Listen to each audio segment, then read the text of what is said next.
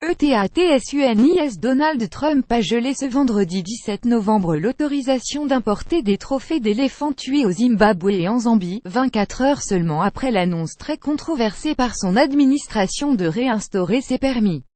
Les associations de défense des animaux et de l'environnement aux États-Unis et à travers le monde étaient vent debout depuis jeudi contre la décision, qui revenait sur une interdiction imposée par la précédente administration de Barack Obama.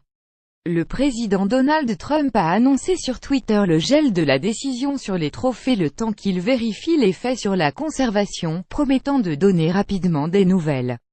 Public Game Trophy Decision Hold until such time I review all conservation fact.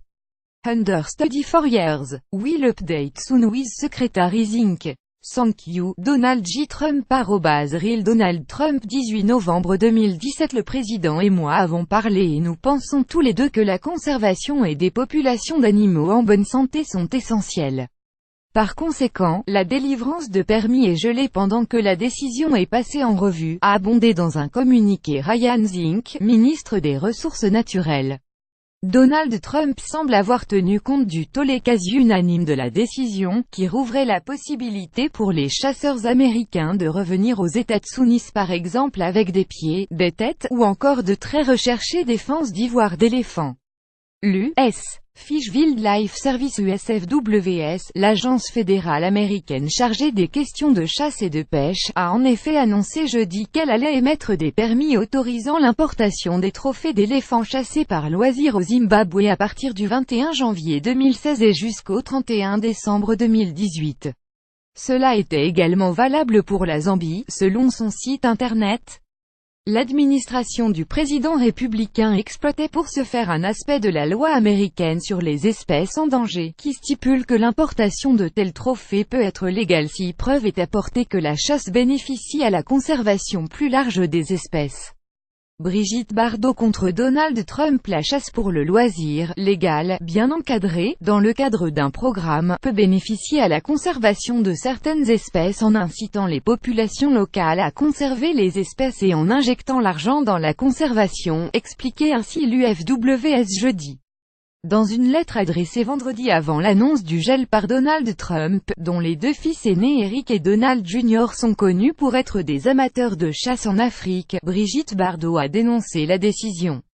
Aucun despote au monde ne peut prendre la responsabilité de faire disparaître une espèce millénaire faisant partie du patrimoine mondial de l'humanité, a écrit l'ancienne actrice française, qui a créé la fondation Brigitte Bardot pour la protection des animaux. L'éléphant est un animal sacré, magique, unique, respecté et protégé. En agissant de manière aussi indigne, vous confirmez les rumeurs qui doutent de vos capacités présidentielles, a écrit la star de 83 ans, dénonçant la décadente autorité mortifère à laquelle vous soumettez le règne animal et végétal dans son ensemble.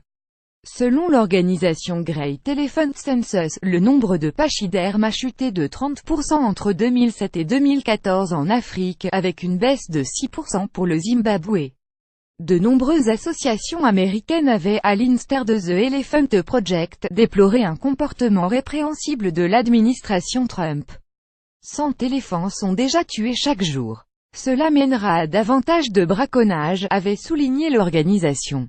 Pour sa part, le Centre américain pour la biodiversité avait déploré qu'en autorisant à faire entrer des têtes, des pieds et des queues d'éléphants morts aux États-Unis, Donald Trump légalise le fait de tuer des éléphants.